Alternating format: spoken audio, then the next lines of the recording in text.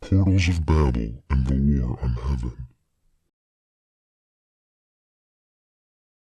This presentation offers spiritual perspectives based on public domain Holy Scripture and quotes, provided for educational purposes. It is not intended as legal or financial advice. Listeners should verify information and consult professionals before acting. The host, writer, and producers are not liable for actions taken based on this content, presented as is without guarantee. Hello, my name is Jesse James Gabor. Welcome to the Unveilings, a new and exciting series that will explore the mysteries of life that go beyond what we see with our physical eyes. This is a journey into the hidden, the spiritual, and the profound truths that shape our world. So let's begin.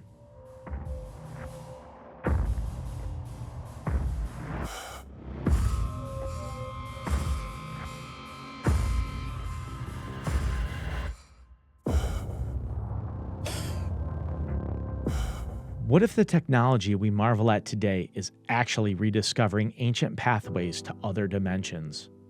From CERN super colliders to quantum computing to biblical visions, the concept of portals might be more real and more dangerous than we think.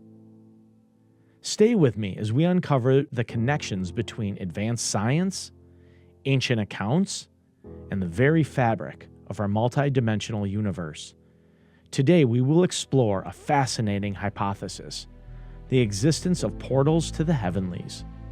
These are gateways connecting the physical and metaphysical realms, as described in ancient texts, spiritual practices, and cutting-edge science. By the end of this discussion, you might just rethink humanity's pursuit of forbidden knowledge and its consequences. We'll connect the dots between CERN, fallen angels, and altered states of consciousness with real biblical accounts. CERN's Large Hadron Collider, or LHC, is the world's most powerful particle accelerator. So what exactly is an LHC? Simply put, it's a giant racetrack for particles buried underground.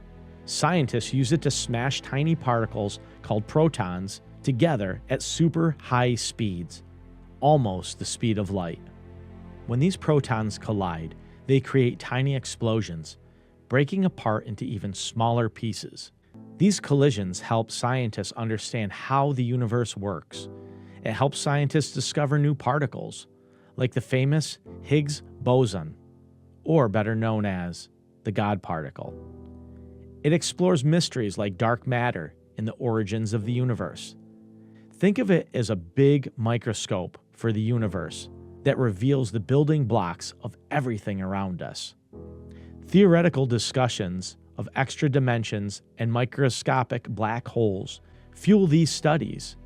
These debates do not necessarily originate from conspiracy theories either. Sergio Bertolucci, former director of research at CERN, once said, "Out of this door might come something, or we might send something through it," referring to the potential of discovering extra dimensions.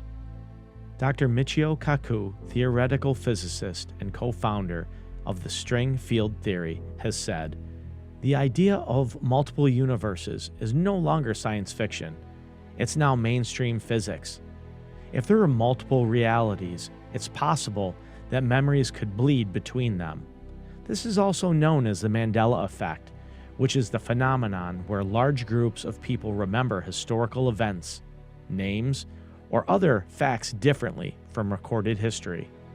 It was named after many people falsely remember Nelson Mandela dying in prison in the 1980s, even though he was released and passed away in 2013. Some people believe it's proof of parallel universes, glitches in reality, or changes in the timeline, while others explain it as false memories caused by psychology and collective misremembering. While unproven, this theory aligns with quantum mechanic concepts like superposition and the multiverse hypothesis. Dr. Astrid Stuckelberger is a scientist, author, and lecturer at the Faculty of Medicine, the University of Geneva in Switzerland, and is quoted saying, "Actually, CERN is dealing with radionuclear research, but it is more than that, because there are a lot of physicians, and I know some. They're doing very strange experimentations. There are beings from portals coming in and out. At the bottom of CERN, there is a portal, this door where they're dealing with all the subatomic dimensions. They say there are 17 different dimensions of reality. Some say there are more. There's a fight with some of the military agencies. They say that there is a fight on time. They are trying to change time, actually. But is there something more sinister at work here?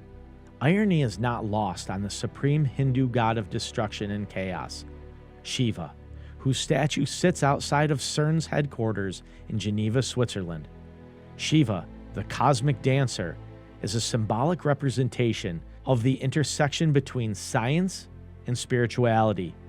The CERN logo is constructed of 3 interlocking sixes. Both symbols emanate a bit of foreshadowing, like, say, Revelation 13:18. Digging even further into ominous exploits of this controversial facility, let's go back to August 2016, where a shocking video surfaced online showing what appeared to be a ritualistic human sacrifice taking place on the grounds of CERN.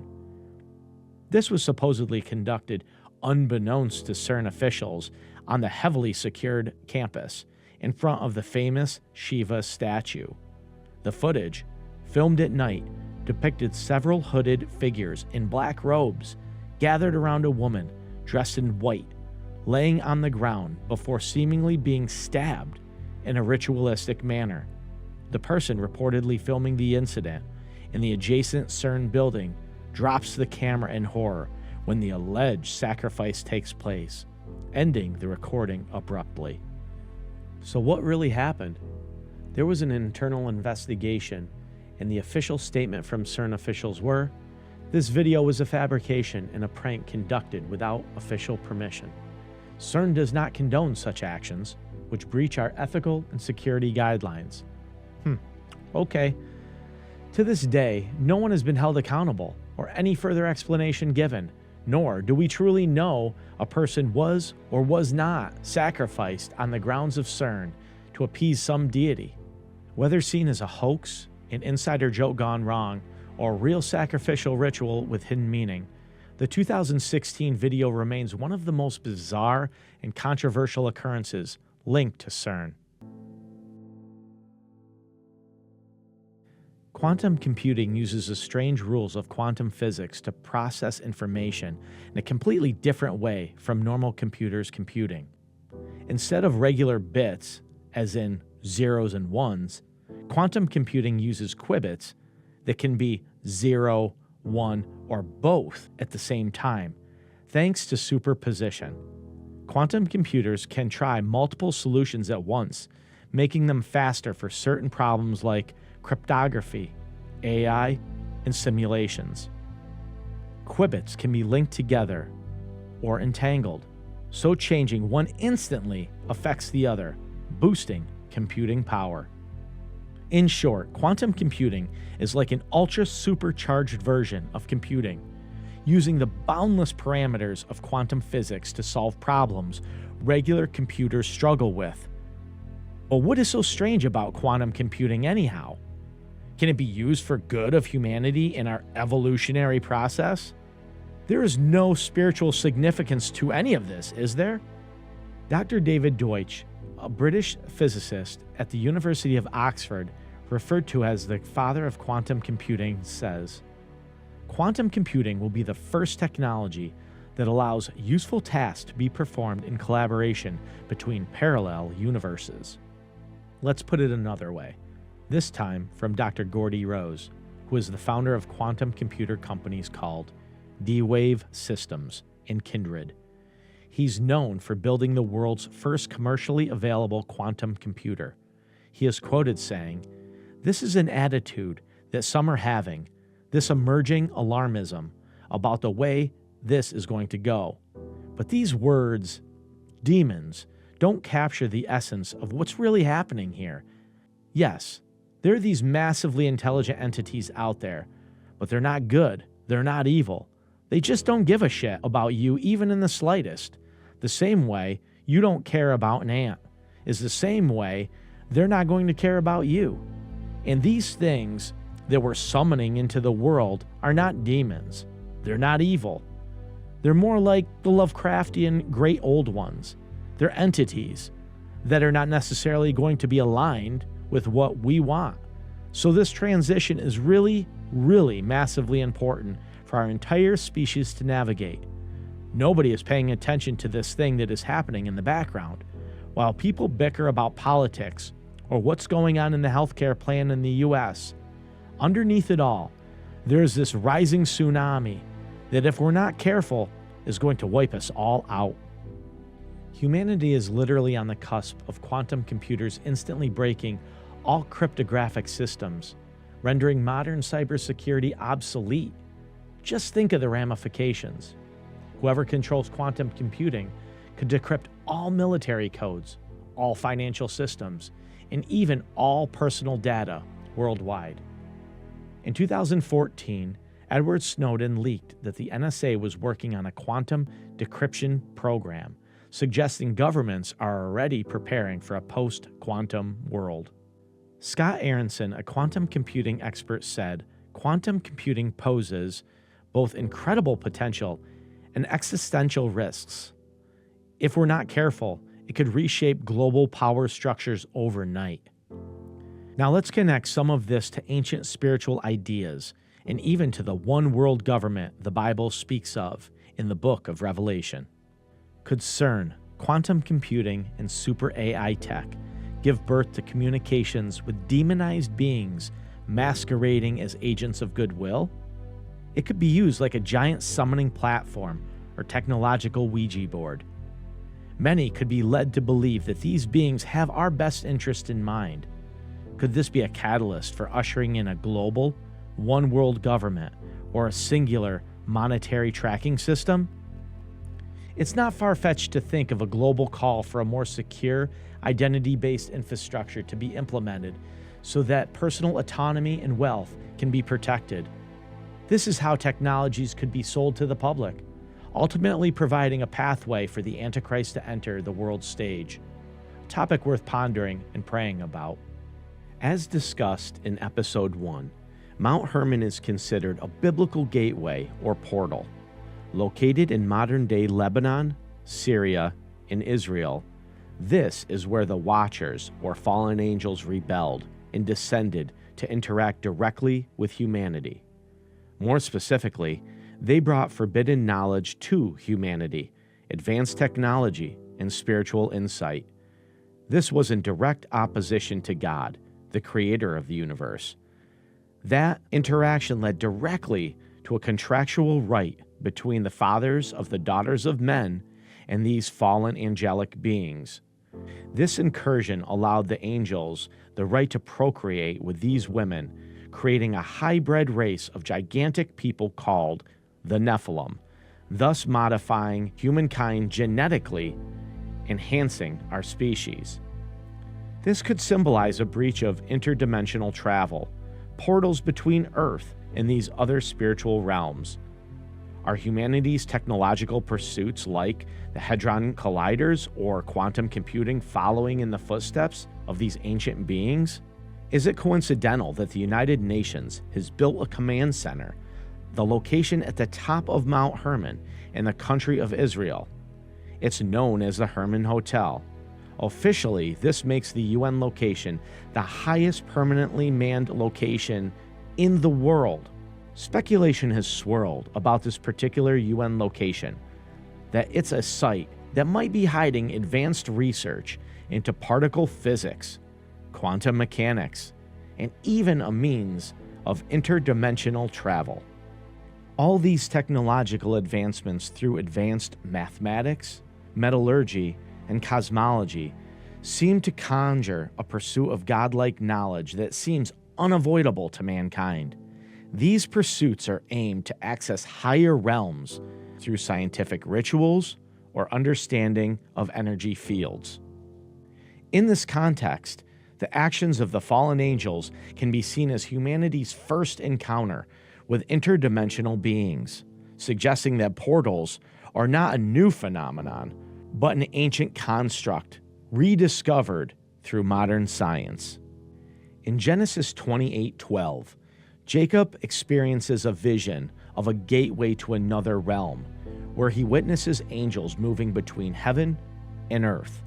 The scripture states, he saw a stairway set upon the earth, and its top reaching to heaven, and the angels of God were ascending and descending onto it.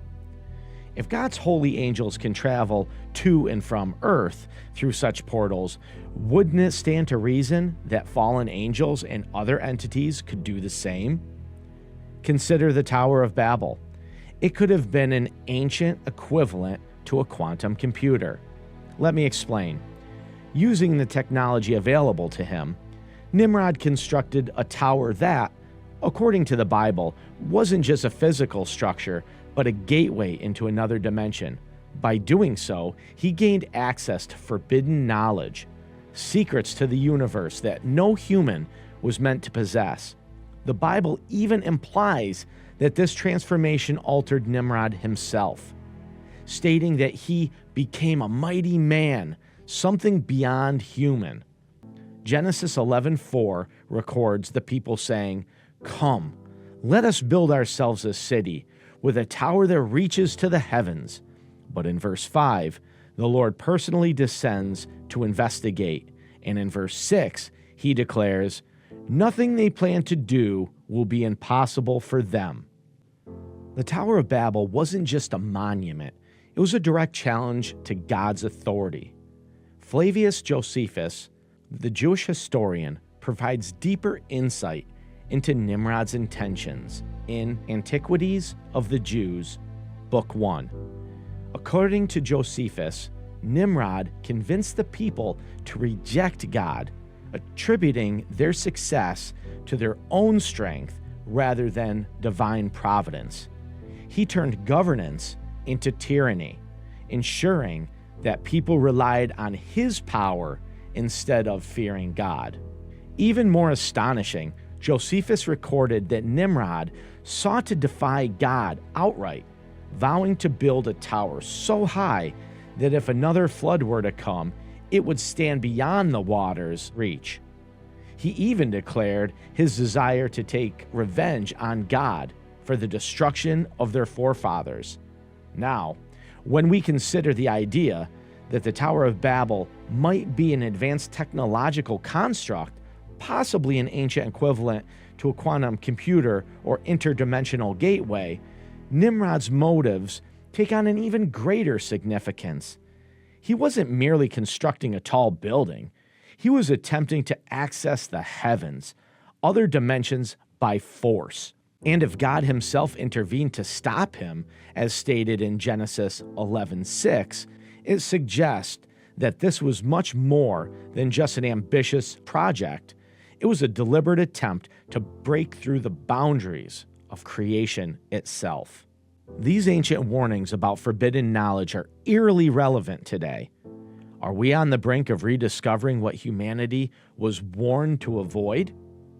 If we open these portals, are we prepared for what lies on the other side? The deeper we dig into this, one thing becomes clear. Science and spirituality might not be opposing forces, but instead, two pieces of the same puzzle. Today we've connected the dots between CERN, fallen angels, and mystical experiences and biblical accounts, showing how portals might be both ancient and modern phenomenon. But the real question isn't just, can we access these gateways? The question is, should we? Who will guide us? And can they be trusted? So what do you think?